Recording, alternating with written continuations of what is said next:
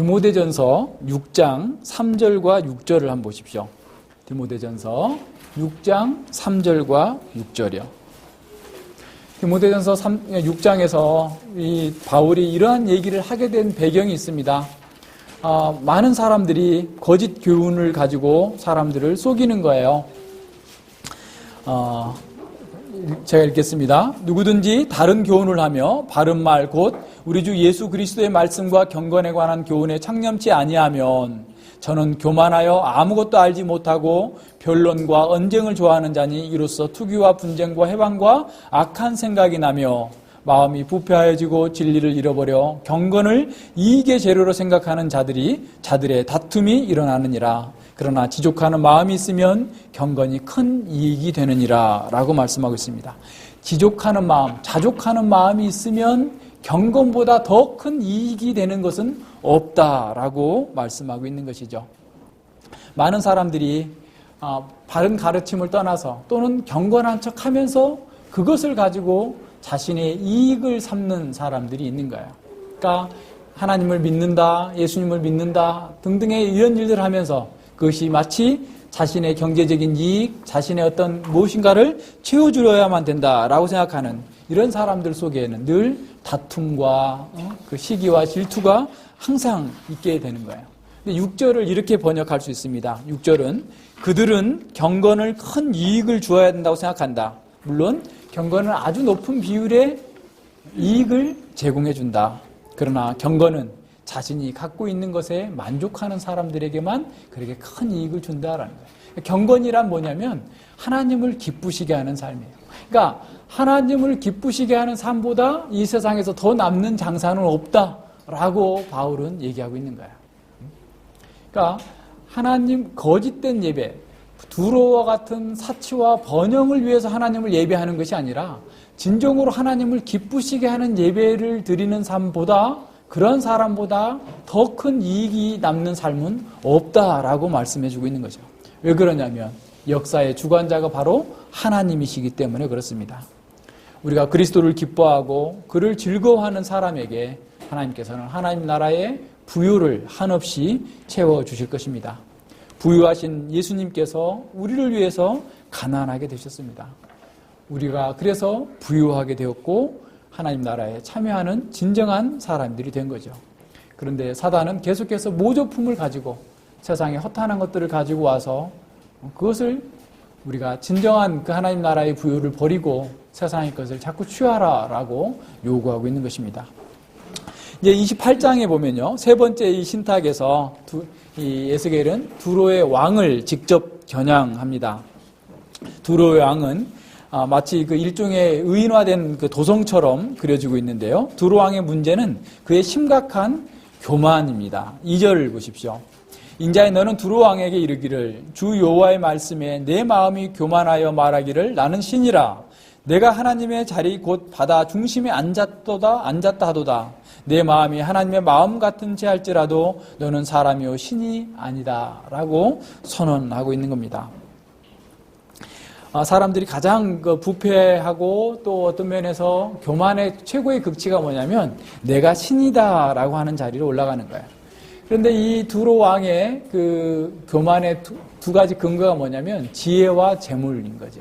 그러니까 지식이 많으니까 돈을 많이 버는 거예요. 그러니까 오늘날도 무역하는 사람들이 돈을 많이 벌잖아요. 뭐 어떻게 되는지 잘 모르지만 어떤 그 친구 얘기를 들으면 저기 무슨 중동에서 뭐 이렇게 그 암염이라고 있다고 그래요. 속에다가 요즘엔 그거 가지고 여러 가지 불도 만들고 막 그러는데 막 이렇게 한 큰 덩어리 하나에 한 1,000원, 2,000원에 사와가지고 그걸 약간만 가공해가지고 막 몇십만 원씩 이렇게 받고 이렇게 파는 그런 거죠. 그러니까 어떤 사람들로 사업 수완일 수도 있고, 그죠? 상술이 뛰어난 것이죠. 그러니까 두로 사람들은 그런 거예요. 전 세계에 대한 정보를 잘 가지고 있고 이걸 가지고 얼마에 사서 어디에 가서 얼마에 팔 수 있겠다.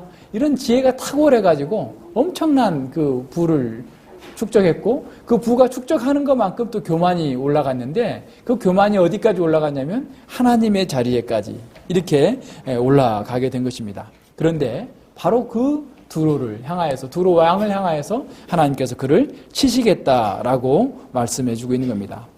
그래서 두로가 정말 자기가 신이라고 한다면 자기는 죽지 않아야 될 거 아니에요. 그죠? 신적인 지혜를 가졌다면 죽지 않을 것인데 그는 계속해서 죽을 것이다. 바다 가운데 빠질 것이고 그 모든 것들이 다 열국에서 네가 벌었던 그 모든 것들이 오히려 열국에게 다 약탈당하게 될 것이다 라고 하는 것을 보여주고 있습니다.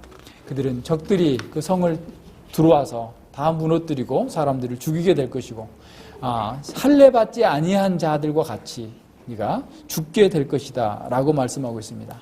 12절 이하에서는 이 두로 왕의 운명을 애가를 지어서 이렇게 선언하라라고 하는 말씀을 보여주고 있습니다. 이 애가는 사실은 하나님의 그 심판의 정당성을 보여주고 있어요. 인자야 두로 왕을 위하여 애가를 지어, 그러니까 장송곡을 지으라는 거죠. 그에게 이르기를 주 여호와의 말씀에 너는 완전한 인이었고 지혜가 충족하며 온전히 아름다웠도다라고 말씀해주고 있는 거예요. 자, 이 본문을 가지고 그 초대교회 시대의 그 교부들이 성경을 잘못 해석했어요. 그래서 이 본문과 이사야 14장에 있는 바벨론 왕의 그 멸망을 들어가지고 마치 이것은 천사가 타락해서 사단이 된 거다라고 하는 그런 표현으로 이렇게 이해를 했고 지금까지도 그렇게 잘못 이해하고 있는 그 사람들이 굉장히 많은데요. 그것은 이 성경의 문맥과 또 성경의 그 기호법을 이해하지 못하기 때문에 그래요. 그러니까 여기서는 단지 두로가 앞서 얘기한 것처럼 그렇게 엄청난 그런 그 부요함과 그 교만함이 마치 에덴 동산에서 완전한 사람 아담과 하와가 누렸던 그렇게 복된 자리에 있었던 것처럼 아름답고 강하고 좋았었다라는 것. 그런데 그것이 멸망당함으로써 처참하게 무너진 것. 다시 말해서 두로의 멸망이 얼마나 심각할 것인지를 가장 온전했던 것과 비교해가지고 두로의 멸망을 강하게 표현하고 있는 그런 표현이에요. 그래서 이 본문에서 이 천사가 타락해서 이 사단이 됐다라고 하는 그 내용을 끌어오면은 안 된다라는 것을 보여줍니다. 자, 우선 이 예가에서는 두로를 완전한 인장, 완전한 모델로 묘사합니다. 그러니까 두로 왕의 지혜가 그 얼마나 충만하고 그 아름다움이 극치에 이르렀는지를 이렇게 표현하고 있는 것이죠. 그래서 에덴 동산의 이미지를 가져왔지만 사실 이것은 진짜로 그랬다는 것이 아니라 그만큼 네가 멸망할 것에 대한 조롱을 선언하고 있는 것이죠. 그래서 멸망의 심각함을 보여주고자 하는 그런 대조적인 어법이다라고 하는 것을 보여줍니다. 이 두로의 그런 그래서 거기 나와 있는 뭐 여러 가지 그런 뭐 홍보석, 무슨 보석 이런 이것들은 다 뭐냐면 에덴 동산의 이미지고 그만큼 두로가 사치했다라고 하는 의미를 이해하면 돼요. 16절에 보면요. 그들의 무역이 풍성했고 그래서 내 가운데 강포가 가득하여 돈이 많은데 돈이 많으면 사람들이 서로 화목하고 살 것처럼 보이지만 오히려 강포가 충만해지는 이런 상황이 가득하고 범죄하고 그리고 내가 너를 더럽게 여겨 산에서 쫓아 화강석 사이에 들어 17절에 보세요. 내 마음이 교만하였으며 그리고 18절에 보면 내 죄악이 많고 무역이 불의함으로 내 모든 송소를 더럽혔으며 그러니까 그 두로의 그런 문제는 뭐냐면 무역을 통해서 돈을 많이 벌었는데 그 돈을 버는 것도 어떻게 보면 폭력을 사용해서 약한 자들을 빼앗고 강압적인 방식으로 해서 사람들을 속여서 더 큰 부를 축적한 것을 보이게 되고 그 다음에 더 많은 그래서 그걸 가지고 사치하고 사실 이 두로뿐만 아닙니다. 어느 시대나 다 그래요. 아모스서에 보면 이스라엘의 불의를 고발하는데 이스라엘 사람들은 이 겉옷이 마치 이불과 같아요. 그래서 만약에 저당을 잡았다 그러면 그 겉옷은 밤이 되면 돌려줘야 돼요. 왜냐하면 그것을 덮지 않고 잤다가 사람이 죽을 수가 있기 때문에. 그런데 이 아모스 시대의 북이스라엘의 그런 악한 자들은, 강한 자들은 그 전당을 잡아가지고는 돌려주지 않고 그걸 뭐로 하냐면 자기 방석으로 쓰는 거예요. 다른 사람의 생사와 관련된 그런 문제를 가지고서 자기들은 그냥 사치하고 편하게 사는 것 정도, 있어도 그만 없어도 그만인 것을 가지고 사치하고 있는 것처럼 이 사람들이 돈이 많으면 많을수록 인간성이 없어지게 돼요. 그래서 더 이렇게 악한 폭력을 행하면서 다른 사람들을 괴롭게 하고 있는 이런 것들을 고발하고 있는 겁니다. 사실 이러한 인간의 타락성은 창세기 1, 2, 3, 4장에서 쭉 나타났던 인간의 타락상을 넘지 못해요. 인간이 타락해서 고작 얻었다고 하는 것은 사망의 결과였고 죽음의 결과들이었습니다. 사단이 사람들을 속이는 것도 창세기 3장의 그 원형을 벗어나질 못하고 있어요. 그럼에도 불구하고 사람들은 계속해서 쏟고 있는 것을 보여줍니다. 그러니까 인간의 문제는 근본적으로 하나님을 떠난 문제이기 때문에 그 문제에서 온전케 되어지지 않으면 결코 돌아올 수 없는 것입니다. 그래서 우리가 하나님께서 우리에게 주신 것들, 어떻게 보면 두로에게 그런 지혜를 주신 것도 하나의 선물일 수 있어요. 일반 은혜적인 은사일 수 있습니다. 우리에게 무엇이 주어졌든 간에 그것이 우리에게 선한 은사가 될 수 있어요. 그런데 그것을 가지고 어떻게 사용하느냐에 따라서 그것이 사망으로 끌어갈 수도 있고 생명으로 이끌어갈 수 있는 겁니다. 그래서 우리에게 중요한 것은 스펙을 얻기 위해서 많이 열심히 노력하는 것, 그 자체가 나쁜 건 아니에요. 그러나 그것을 가지고 어떻게 살 것인가. 그러나 더 중요한 것은 사회적인 스펙이 아니라 영적인 스펙이다. 내가 예수님을 닮고 예수님처럼 온유하고 예수님처럼 겸손한 사람이 되어졌느냐. 그래야만이 우리가 진정으로 견고한 자리에 서서 주님과 함께 동행할 수 있는 것이 됩니다. 두로 왕은 그가 가진 모든 물질적인 번영의 원천이 되는 그런 신과 같은 지혜가 있다고 스스로 자랑을 했습니다. 현대사회에 살고 있는 우리는 종종 전문가들의 지혜에 경외심을 갖게 됩니다. 우리는 어떤 면에서 전문화된 사회에 살고 있고 전문적인 지식에 점점 더 많이 의존하고 있습니다.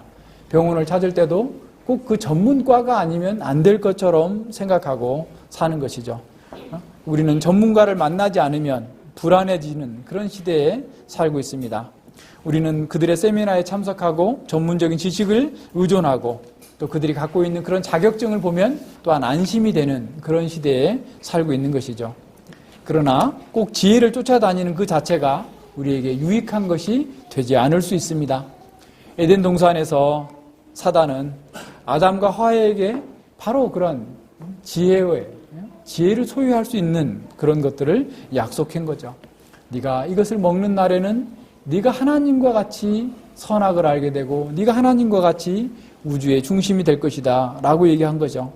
인간이 선악을 결정할 수 있는 자율적인 지혜를 주겠다라고 얘기했던 것이 사실 어떤 면에서 보면 사단의 거짓말의 핵심이었습니다.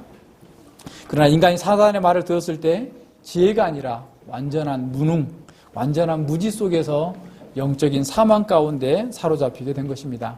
사단의 말을 따른 결과는 일생에 사망에 매여서 어둠 속에서 자신과 이웃을 해롭게 하는 짓만 하다가 멸망당할 수밖에 없는 상황으로 떨어지게 된 것이죠. 이렇게 하나님을 떠난 사람들은 자신의 내면의 목소리를 듣거나 전문가의 지도를 추구함으로써 여전히 하나님과 분리된 채 그들 스스로, 자기 스스로의 지혜를 찾아서 자기의 인생을 계획해 나가고자 합니다. 요즘 세계적으로 유행하고 있는 그런 뉴에이지 운동에서는 바로 이런 일들을 한다고 그래요. 그 내적 개발이다라고 하는 그런 프로그램이 굉장히 인기가 있고, 그래서 그들이 말하는 그런 내적 개발이라는 것은 뭐냐면 자기 자신과 세상에 대한 그런 세상을 볼 수 있는 그런 능력을 주고 건강과 부루 그리고 행복을 얻을 수 있도록 만들어준다라고 하는 그런 내적 개발 세미나가 그렇게 유행을 한다고 합니다. 우리나라에도 그런 마음 수련원이다라고 하는 것들이 있어가지고 얼마 전에도 큰 그런 충격을 주기도 했는데, 그 마음 수련원이라는 것도 바로 그런 거예요. 근데 거기도 보니까 기독교적인 색채를 띠고 있으면서도 뉴에이지 사상을 그대로 가지고 온 이런 그 사람들이 하고 있는 이런 것들입니다.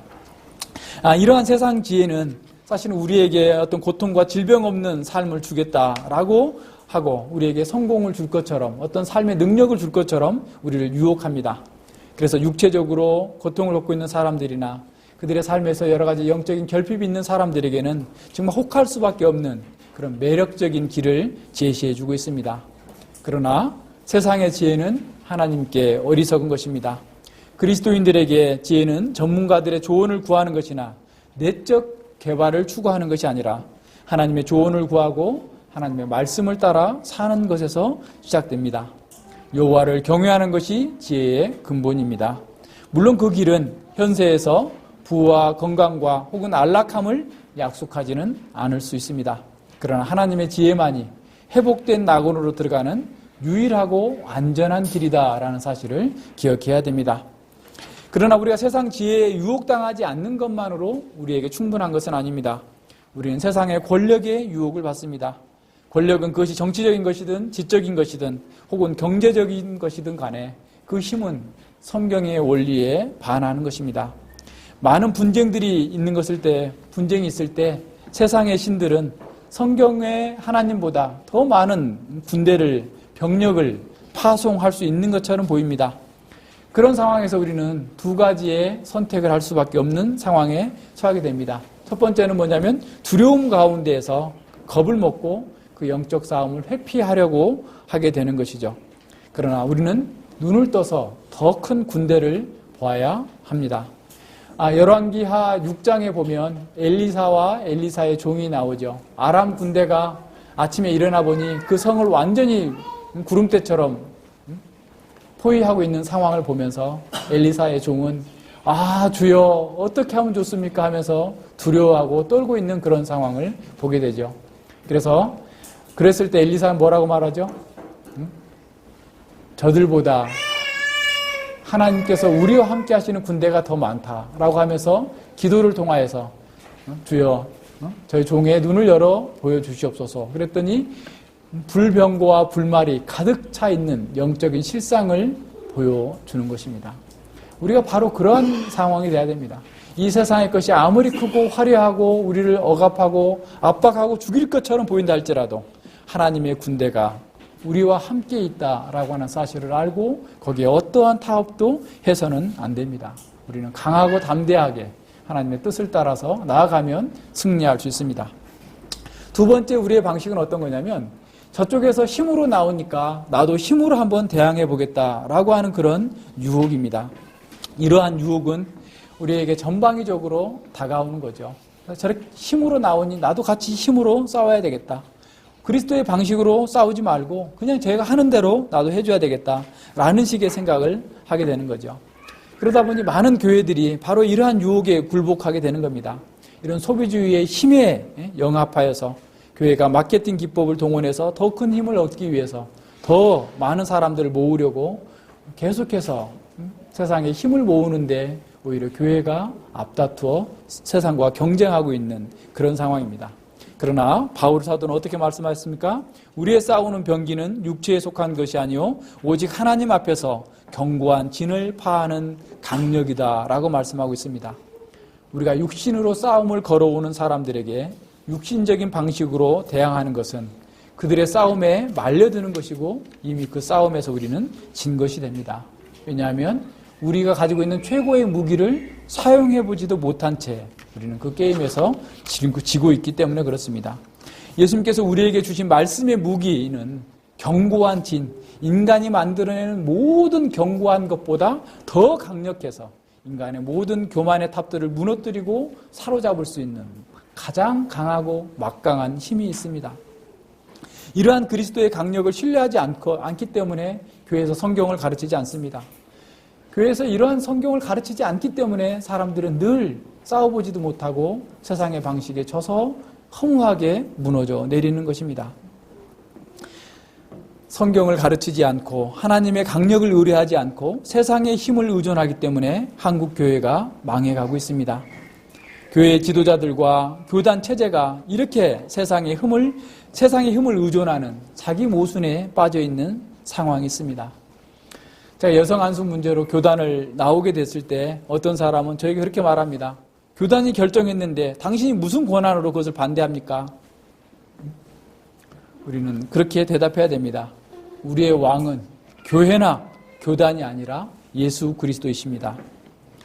예수님의 말씀에 반한다면 그것이 어떤 전문가의 말이나 어떤 권력자의 말이라도 우리는 따를 수 없습니다. 모든 세상이 그것에 동의한다 할지라도 우리는 그것을 따라서는 안 됩니다. 사도행전 4장과 5장에 보면 계속해서 당국자들과 사람들이 사도들에게 복음을 전하지 못하도록 다양한 방식으로 압력을 행사하고 위협을 가합니다. 그랬을 때 사도들은 뭐라고 말씀하시죠? 사람보다 하나님을 순종하는 것이 마땅하니라 라고 대응합니다. 루터가 카톨릭의 그 무시무시한 세력들과 그 세상의 그 모든 정치 권력자들이, 권세자들이 다 모여있는 곳에서 루터의 모든 것들을 철회하라라고 하는 압력을 받고 있을 때 루터는 이렇게 말했습니다. 내가 여기 있도다. 나의 양심은 하나님의 말씀에 붙들렸도다.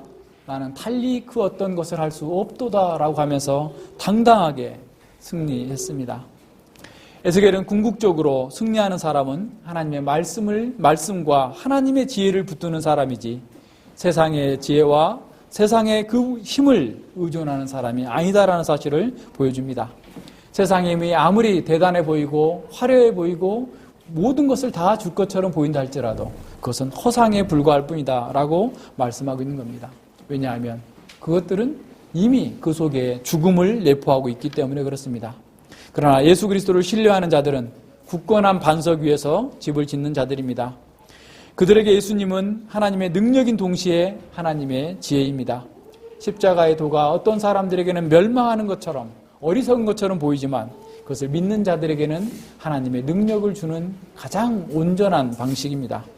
십자가에서 돌아가신 그리스도께서 보여주시는 가장 연약한 방식은 인류가 극복하지 못했던 죄와 사망의 문제를 단번에 해결하셨습니다. 이 세상 인간의 모든 능력을 다 합쳐서 해결할 수 없었던 것을 바로 예수 그리스도께서 그 십자가로 해결하신 것입니다. 예수 그리스도는 완벽한 모델입니다. 태초에 성부와 함께 계셨던 완전한 인이었고 완전한 그리스도의 하나님의 형상이셨습니다. 예수님은 실제로 에덴 동산에 계셨었고 죄가 없으신 분이셨습니다. 두루왕은 허울뿐인 자신을 신적 유추에 자랑했지만 예수님은 성부와 함께 계시는 영원한 하나님이셨습니다. 예수님은 두루왕이 불경스럽게 갈망했던 바로 그 하나님, 곧 실체이셨습니다. 그러나 예수님과 두루왕 사이에는 중요한 유사성이 있습니다. 두 사람 모두 하나님의 심판에 의해서 비참하게 죽음을 당하셨습니다. 그 유사성에도 불구하고 간과할 수 없는 엄청난 차이가 있습니다. 비록 예수님께서 십자가에서 성부 하나님의 면전에서 버림을 받았지만 그는 그의 교만함 때문이 아니라 우리의 교만함 때문에 죽으셨습니다. 하나님의 저주 아래 무할례자의 운명, 영원한 지옥 형벌을 받아야 마땅한 죄를 지은 자는 바로 우리들이었습니다. 우리가 하나님처럼 되고자 하는 그 교만이 초래한 그 모든 형벌을 예수님께서 대신 담당해 주셨습니다. 예수님과 두루왕의 최종적인 운명 역시 완벽하게 구별이 됩니다. 두루왕은 다시 돌아오지 못할 영원한 지옥 형벌 속에 떨어졌지만 예수님께서는 그 죽음을 이기시고 부활하셔서 하나님의 영광의 보좌 우편에 앉아 계십니다. 더 나아가 예수님께서는 우리도 그 영광의 자리에 이끌어 가시기 위해서 다시 오실 것입니다. 바로 우리의 소망이 여기에 있습니다. 만약 우리가 두루왕처럼 세상의 높임을 받기를 원한다면 우리는 최고의 자리에 들어갈 수 없게 될 것입니다. 세상의 지혜를 선호하여서 소위 전문가들의 말을 들으면서도 그리스도의 그 길을 거부한다면 우리도 두루왕처럼 불 가운데에서 고민하게 될 것입니다. 그러나 우리가 그리스도와 함께 고난을 받더라도 좁은 길로 간다면 우리 역시 그리스도와 함께 높임을 받을 것이며 영원히 그와 함께 있게 될 것입니다. 예수님께서 우리의 죄를 덮어 쓰시고 죽음을 통해서 우리를 대신하여서 낙원을 회복하셨습니다. 이제 우리는 그 안에서 영원한 하나님 나라를 보장받았습니다. 지금은 그 나라의 영광을 약간 맛보는 정도이지만 예수님께서 다시 오실 그때에 우리는 극치에 이른 하나님의 나라의 그 완전한 안식과 축복을 마음껏 누리게 될 것입니다. 우리는 지금 여기서 그리스도로 말미암은 참된 지혜를 소유한 사람입니다. 지혜는 우리의 삶에 하나님의 말씀을 적용함으로써 진정한 능력을 줍니다. 우리가 깨달은 진리를 행함으로써 루터처럼 온통 어둠뿐인 이 세계를 향하여서 하나님의 영광을 드러내고 승리할 수 있는 사람이 됩니다. 우리는 가난한 자 같으나 많은 사람을 부유하게 할 수 있는 그리스도의 부유함을 소유한 사람들입니다. 우리가 아무것도 없는 자 같으나 모든 것을 가진 사람입니다. 이것이 어떻게 우리에게 가능할까요? 사실은 단순합니다. 요한일서 2장 6절에서 말씀하고 있는 것처럼 저 안에 거한다 하는 자는 그의 행하시는 대로 자기도 행할지니라. 우리가 예수 그리스도 안에 있다고 한다면 예수님께서 행하신 대로 하는 겁니다. 그것이 우리가 부족해도 부족한 만큼 하면 되는 거예요. 우리가 깨달은 것만큼 하면 됩니다. 그러면 우리는 그 부유하심을 소유할 수 있는 것입니다. 그리스도의 성품을 담고 그리스도를 배움으로써 진정한 겸손과 온유로 행하는 사람이 이 모든 것들을 이기고 최후의 승리자가 될 것입니다. 같이 기도하겠습니다. 하나님 아버지, 감사를 드립니다.